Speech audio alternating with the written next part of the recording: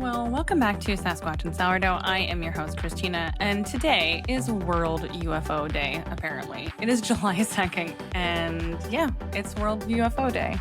I'm assuming that that just harkens back to everything that happened in the 40s in New Mexico on that fateful July day, and now we are commemorating it. I'm not sure. This is the first year that I've heard of it. Anyway, I just wanted to hop on here and do a quick 4th of July episode. I don't know about you guys, but I can't believe that we're already here, that it's already like midsummer almost. It just seems to have flown by. So when I was doing some digging, I found some really, really interesting accounts. I kind of like doing these little quick pull together accounts for you guys, and a lot of you have said things in the comments that you enjoy it too. So I'm going to try to do these sprinkled throughout the year in between guests and Crystal joining me. I think it just kind of keeps it fresh and light. So before we jump into all that, I wanted to just thank you guys for tuning in and sticking with us. You guys have been awesome. We're almost at 2,000 downloads, and I just can't believe how much we've grown, how much the community's grown, all the amazing guests that we've had. There's some really great guests lined up. The only thing that's missing really is you and your feedback. So if you like what we're doing here and you like this content, please like, share, subscribe, do all of those things, leave some comments. It really, really helps. I'm really not led to do anything monetarily with this podcast. I want it to just be fun and informative. I don't want to put it behind a paywall or anything. So I want to also get to know who you guys are and who our audience is. So if you could just please send us some comments and likes, just that way we kind of know that we're going in the right direction. That would be awesome. Okay, so my thought behind this obviously is it's the 4th of July. It's really nice to just have kind of a light episode of hodgepodge kind of encounters. And the crazy thing is, when I was looking into this, I found this amazing detailed newspaper account of so many crazy things. Not only that, but just going back and looking at some of these newspapers, and the culture at the time is fantastic. I don't know, looking through this and just kind of going, looking at each one of their little, not even articles. It's almost as if they were scrolling back in those days. It's crazy. This is from the 1800s. I'm going to introduce this newspaper to you, but seriously, it's these little tiny, I'm trying to think of how the author put it. Oh, various short things. So they basically have short form content, obviously, in the newspaper. And when I was reading through it last night, I was like, oh my gosh, I feel like I just doom scrolled. It's incredible. So as much as we kind of want to think, I don't know, a lot of the content out there is always we're going into crazy directions, the end of the world, AI, all that stuff. Dude, we've been kind of doing the same thing with the technology that we have since at least the 1800s. So, okay. And so before we dive in, I wanted to just give you guys some housekeeping, good ways to connect with us. Obviously, if you're not following Sasquatch and Sourdough on Instagram, I'm pretty much only active there. I'm not on any other platform. The YouTube channel is almost a little bit kind of a second thought for me. It's just whatever I really have time for. So Instagram definitely is a good way to get in touch. We also have a phone number. If you want to leave a text message or a voicemail, you can do that.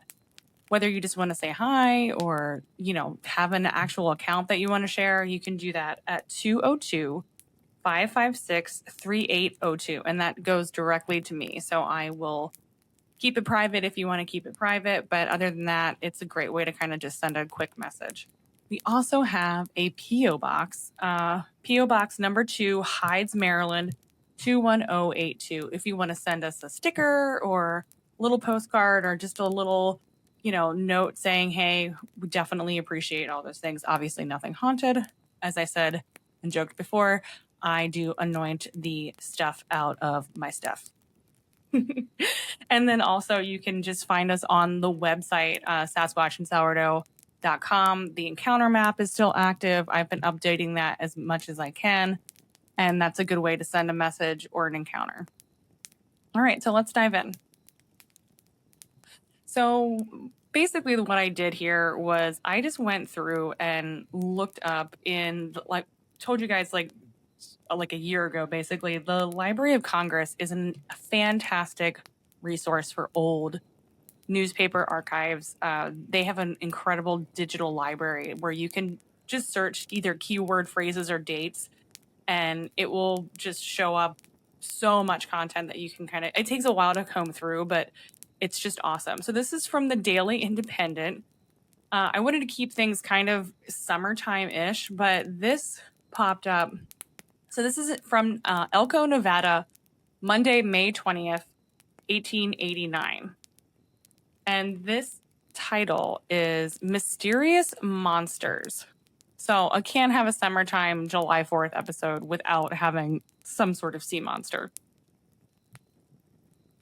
So what sea serpents are like according to the most authentic accounts. A young sea serpent was killed with a pitchfork on Good Harbor Beach, Massachusetts in 1817 and was exhibited for days in the house of Captain John Beach.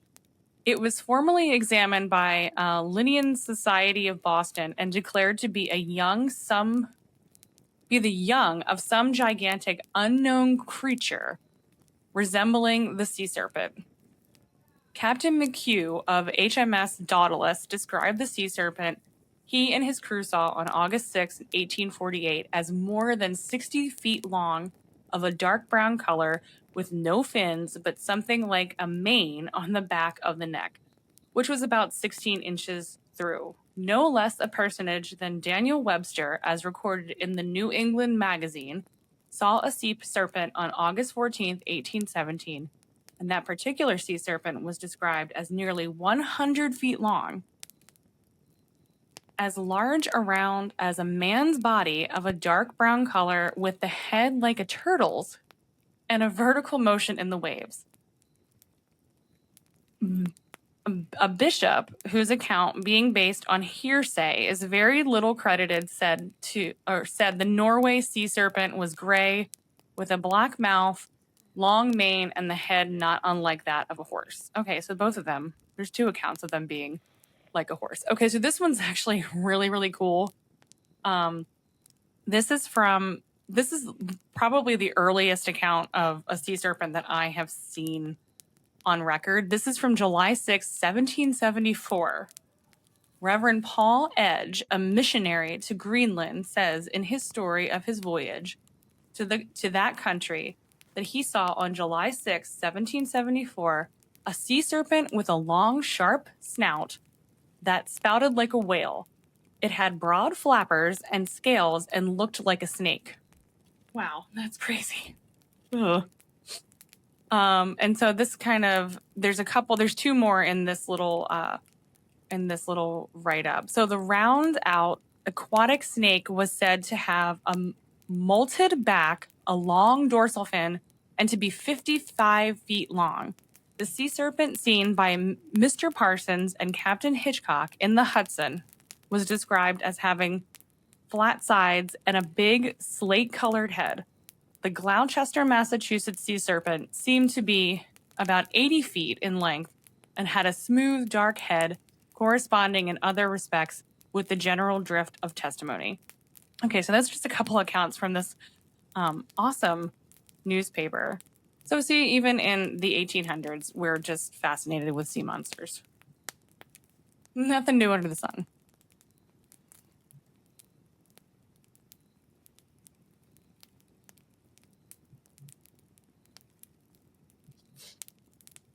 Okay, so I was going to go in chronological order, but I think I'm going to skip around a little bit. So jumping from the 1700s to, this is an account from one of my favorite books, Skating with Bigfoot by Renee DeCare.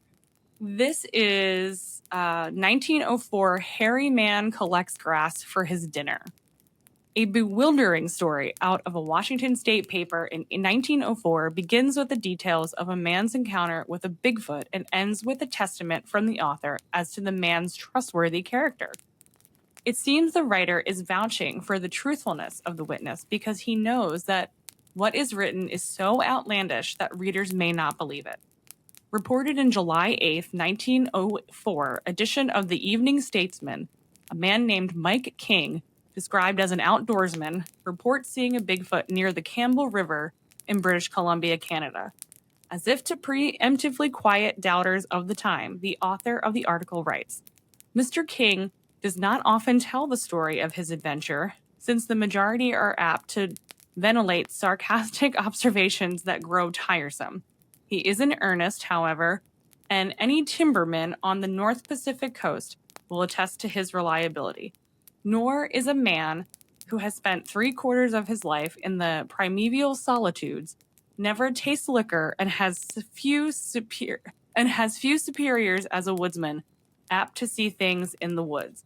So King's encounter begins when he treks through the forest as part of his job after having been presumably alone for days by himself.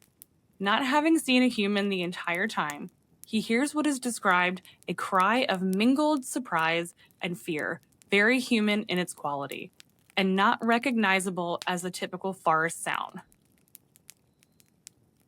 Okay, and so this is a quote from King.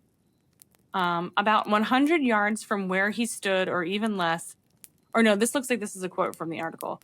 About 100 yards from where he stood, or even less, an uncouth human faced him, all uncertain whether to stand or fly. The form was that of an ungular man, completely covered with hair, with long arms hanging loosely and hands reaching down to below the knees. The eyes were quick and penetrating, shining strangely through a tangle of unkempt hair. Mr. King reported he thought he was a type of human, but one that no, quote, nation, tribe, or country knows, end quote. After staring at King for an undesignated amount of time, the Sasquatch fled into the wilderness. King described him running easily up a hillside, swinging his long arms and crying out sounds that he described as expressing fear and alarm. It sees King and then runs off, making plenty of sound as it goes. Quote, once it paused on the hillside and stood again, gazing at the astonished white man, the article states, then plunged into the wilderness and was lost to sight. Although the crackling of branches for some time afterward betrayed its hurried progress through the woods, end quote. King found it a short time later at a watering hole, washing edible grass roots, but no further details are provided in the story. Did the Sasquatch see him? If it did, how did it react the second time? Where, when, and how did it leave the water area? Those questions remain unanswered. The article goes on to mention that King told many indigenous peoples about his story, but it does not detail which Native American tribes he contacted. According to the article, the Native American people he spoke with about the encounter in turn told him their particular view of how the Sasquatch originated. They recounted a tale of a baboon or ape that escaped from a Spanish ship at a West Coast port after terrorizing local residents for an unspecified amount of time. Left to make its home in the forest, there it is said to have kidnapped a Native American girl. The wild wild man seen by Mr. King is believed by the Indians to have been the offspring, end quote, of the ape and girl, the paper declares. Okay, wow, that's a doozy. Yeah, I don't know. It's so tough sometimes with these old accounts. Like, you kind of have to really read a lot of the actual paper itself to get an idea of kind of like, you know, who's writing, the voice, the tone, and all that sort of stuff. But I've never heard that explanation before. I know a lot of Indian legend kind of goes into the legend of it, not really like a more, I don't want to say practical, but I haven't heard an account of it like coming from like a loose ape on a ship type deal. I don't know. What do you guys think? See, sometimes, I don't know, feels a little sus. So that's from, like I said, Skating with Bigfoot. It's such a good book. You guys should definitely pick it up. Skating with Bigfoot, Renee DeCare, True Newspaper Accounts in the West Over 150 Years.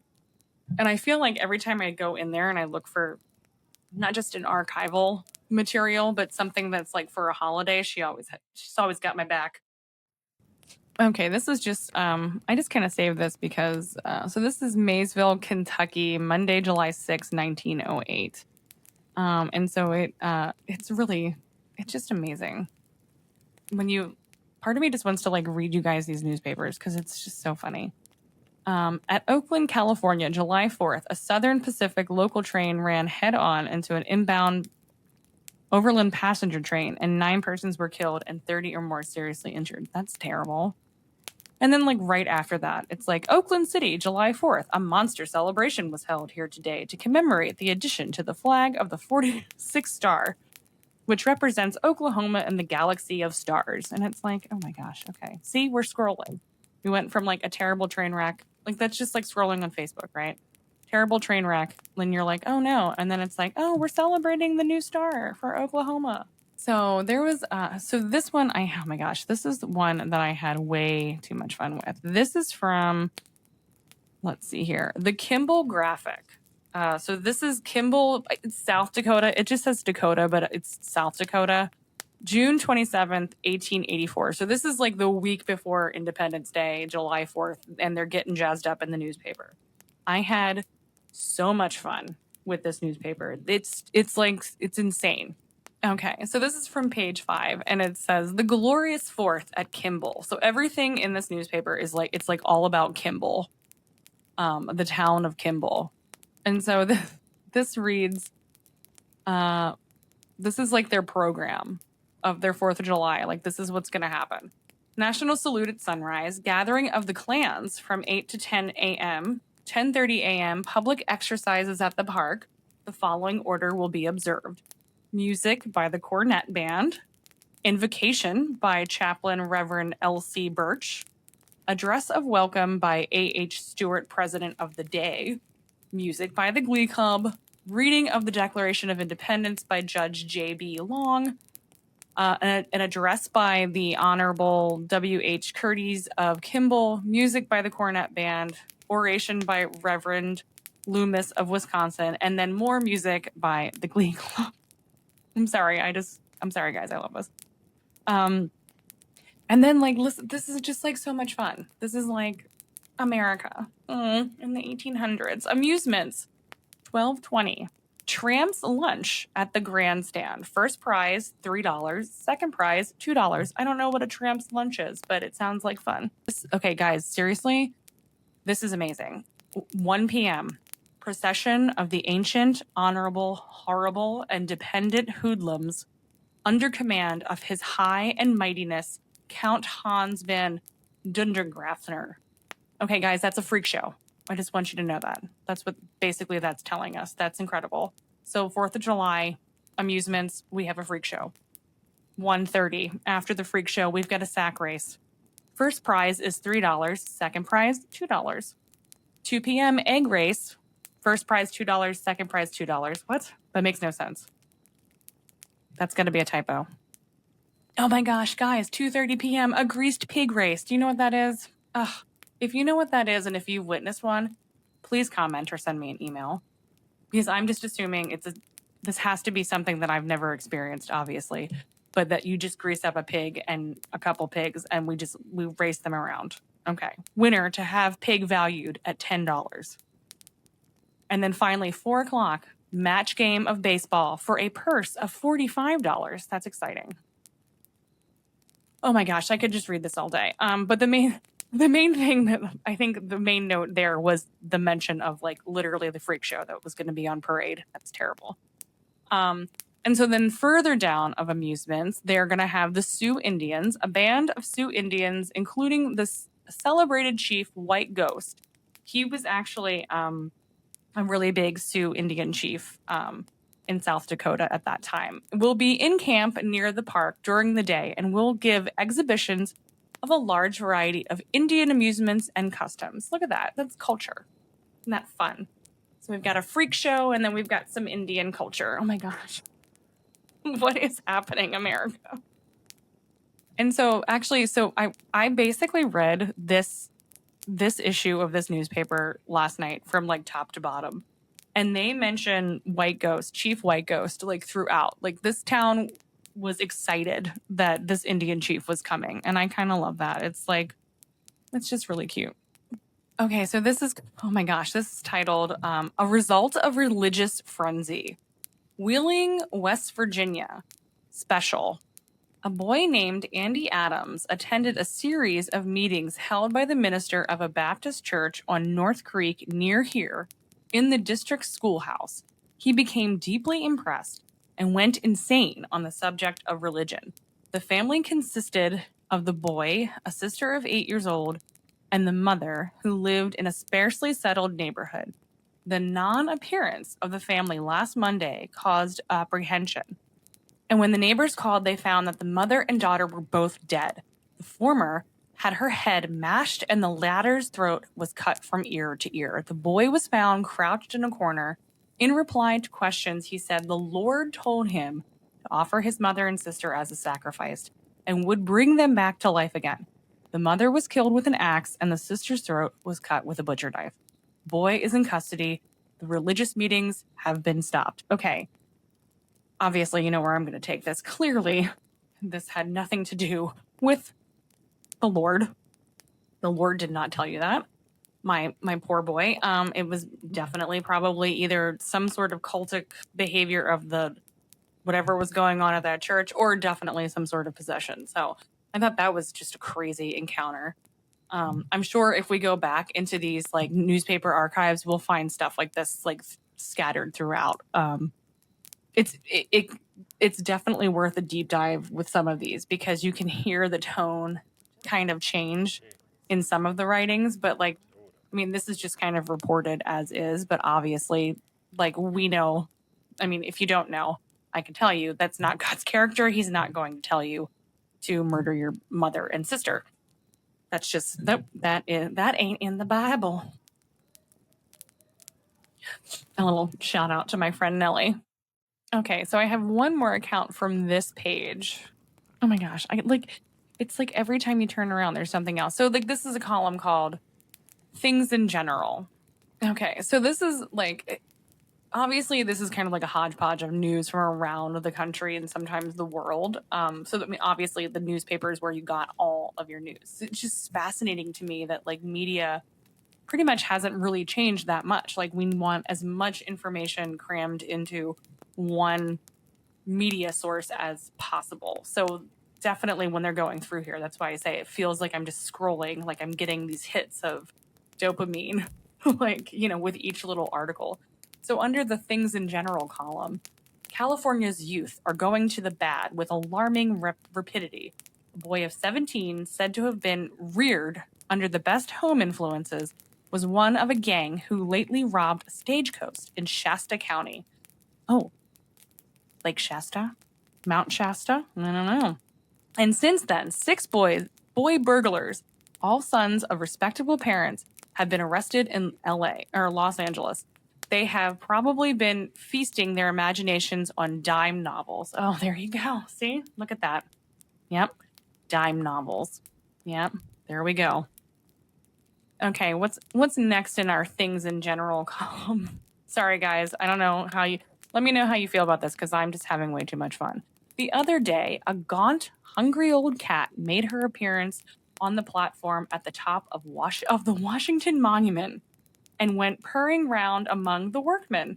She had climbed up to that dizzying height by the stairway. She looked about her for a few moments and then gave a leap into space. 434 feet is a good deal of a jump, but she landed on the ground alive, making the greatest leap on record. Okay, see, that surprised me. I didn't even read that beforehand. Holy moly. Look at that. A cat jumping off of the Washington Monument. I don't know. Where are my conspiracy theory bros here? Let's put some of this stuff together. That's crazy. Oh my. Okay, this one I actually did. This is crazy. So I'm going to do this in the last one from page 2. And then I want to move on to more of the 4th of July stuff. But this is titled A Terrifying Lightning Episode. Some 4,500 people who were in the Coliseum at Minneapolis Thursday afternoon had an experience to be remembered. The dress circle and balcony were well filled, and the stage presented a bright and cheerful appearance. The full chorus of nearly 1,000 children were seated in the great sounding board, the girls dressed in white. Throughout the entertainment, there was the occasional disturbance of rumbling, distant thunder with flashes of lightning that seemed to trace the bright wood finish. One or two sharp peals added to the apprehension when suddenly there was a loud, sharp report, apparently in the space between the ceiling and the roof, the crash of falling glass from the center skylight, and confusion worse confounded. People started to their feet, faces blanched, and their fear was written on many faces. A panic was threatened among the children and in the audience, and it was a moment of intense excitement and wonderment and questioning in every look. As the thunder shower passed over, it singled out for an electric shock the gilt ball on the top of the flagstaff in the center of the building, the highest point that presented itself. The electric current flashed down the pole, shattered the apex of the building, ran along the timber, attacked a bolt, followed along to an electric light wire, and thence made its way without further injury to the building and the electric lamp, and passed outside the building and to the head of the steps from the railroad, which it shattered and then buried itself in the ground.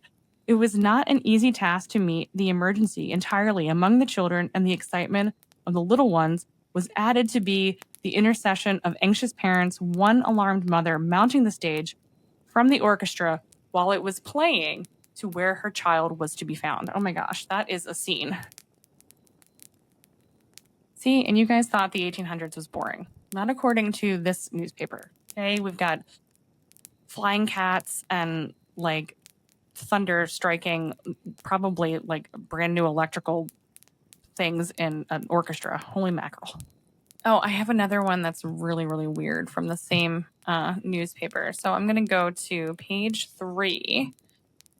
Okay, so this is really, really, really weird. So it says a strange case which puzzled the inhabitants of Pawtucket, Rhode Island, was the finding of a large quantity of little eels in a street puddle made by a heavy shower the other day. There were nearly 100 of them, squirming lively and from an inch to 3 inches in length. The prevailing theory is that they came down with the rain. So essentially, in 1884, in Pawtucket, Rhode Island, it rained eels. So there we go. Oh my gosh. Okay, I think that's it from this newspaper. What else did I have? Yeah, raining eels. Oh, page 5, there's a drowning. I don't know if that's... Let me see here. Oh, miscellaneous gossip. Here we go. Okay. There are 138,065 Freemason lodges throughout the world, with a total membership of 14,160,543. Okay, there you go. Conspiracy theorists, have at it. And then in the same column, like, so this is miscellaneous gossip. So in the same column, we're talking about the Freemasons and how many members. And then further down, it is said that Mrs. John Jacob Astor gave each servant of her house a gold watch and $100 as a thank you offering for her recovery. Well, how about that? I guess you kind of have to know exactly, you have to follow what's going on here. This is just hilarious. One more little tidbit.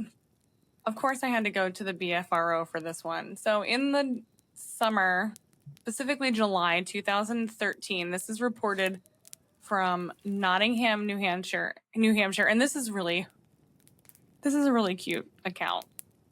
So this person, it says, let's see here, daytime sighting by young bicyclist near Nottingham. Nearest town, Nottingham, New Hampshire. Nearest town, Nottingham, New Hampshire. Nearest road, removed to protect witness. So this is getting very serious. Okay, observed. Hi, my name is lots of X's. I live in Nottingham. Here is my story. So I was riding my bicycle in the woods when I heard a loud howl. When I heard that howl, it felt like lightning struck me. I looked to the right and at the bottom of the hill in the woods, I saw a big brown figure hitting a tree. I pedaled as fast as I could and ran inside. I would like to speak to a researcher personally. I give permission to have my story put on the website. Okay, so again, I think that's really cute. And then also, I'm not trying to be a jerk, but I just think it's adorable. Other witnesses, one witness, which was me. I was just biking in my woods. Time and conditions. It was a hot summer day with no clouds. Environment, pine woods with a neighborhood a few feet away from my house. So this is like pretty close to like, I guess, his neighborhood. So that's kind of scary. Okay, so I want to read the follow-up. The investigation report by BFRO investigator Matt Hampson says, I was able to speak with the witness due to the fact the witness is a 14-year-old. Okay, there we go. I obtained permission from his parents. Exact location have been removed from the report. The witness was able to fill in a few more details. Here is what he said. He has mountain bike trails behind his house, and he decided to go ride his bike on a nice summer day to get some exercise. That sounds lovely. He had been out riding the trails for a few minutes and was on his way down a hill when he heard some stomping noises. He stopped his bike, looked around, and said in a loud voice, "Anybody there?" He did not hear any replies and could hear no other noises, so he continued his ride. The trail continued on and goes up a hill. He said he had just gotten to the top of this hill when he heard what he said was a roar. When asked to describe the roar, the witness said it sounded like a dog, kinda, but much deeper and stronger. He said this shocked him, and he stopped immediately and looked to the right. The witness said that there, standing about 20 feet away at the bottom of this hill, to the right of the trail, was a huge dark figure hitting a tree. Witness believes it was using its hand to hit the tree since he did not see a stick or a log. Height estimated to be at least 9 feet and very wide. I asked the witness to describe the width of the figure in comparison to the width of his dad. He said the figure was at least 2.5 times the width of his dad. He said that the figure had reddish brown hair / fur, looked kind of dirty, and smelled like a dumpster. In the hot sun for 2 weeks straight. Oh, that's such a 14-year-old. The figure and the witness locked eyes for a second or two, and then he said the figure took 2 or 3 steps into the woods and was gone. The witness pedaled as fast as he could to get to his house and ran inside. He said the figure had greenish eyes. He said it looked like a figure kind of ground his teeth at him. Oh, it looked like the figure kind of ground his teeth at him before it stepped into the woods. He also said that he could see his house from the top of the little hill that he also saw the figure from. I believe the witness was truthful in his report and truthful on the phone. You could hear the emotion in his voice as he told me his sighting. I used to work near this area and used to travel the road the sighting was on at least twice a day. I was always looking for signs. It is that kind of area. It is close to other sightings I have heard about through the grapevine. I believe he saw a Bigfoot while riding the trails behind his house. Okay, well, that I feel like a jerk now because I was laughing, but that is really just, I don't know, it sounds like a 14-year-old telling a story that he saw, like recounting what he saw. And that's terrifying. He just wants to go on a nice summer bike ride and then he runs into Bigfoot. I'm sorry, Bo. Little bro. Poor little guy. Okay, well, that's going to do it for this episode. Geez, we have a lot of, lightning and just really random weird stuff for this 4th of July episode. I hope you guys have a great holiday weekend. I hope you get a 3-day weekend. I hope you go somewhere cool. So just keep plugging along here in the summertime. And then if you remember, don't forget to try to leave comments, like, share, subscribe, all that jazz, just so we know that you're out there and you're listening. And we definitely just continue to thank you so much for tuning in. So until next time, remember, the truth is out there, God is with you, and everyone always ends up in the kitchen.